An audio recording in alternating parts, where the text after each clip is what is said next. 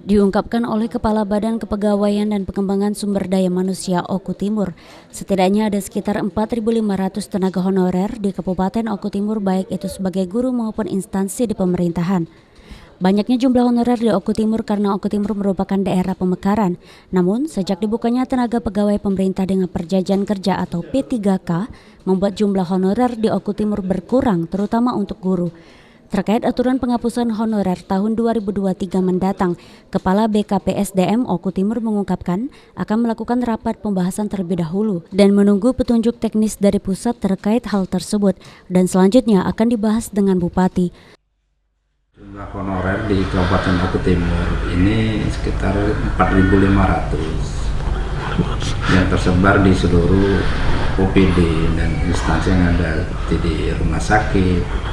Kita ikuti kebijakan, nanti kalau memang sudah kebijakan dan aturan yang ada, tentunya kita juga akan ikuti, dan kita hal-hal teknis juga nanti kita bahas sambil menunggu arahan dan pedoman yang ada dari pemerintah pusat, seperti wacana ada akan diberhentikan semua honorer di tahun 2023. Itu juga memang sudah sesuai dengan aturan.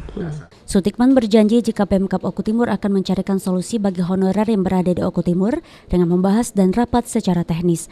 Aji, PAL TV.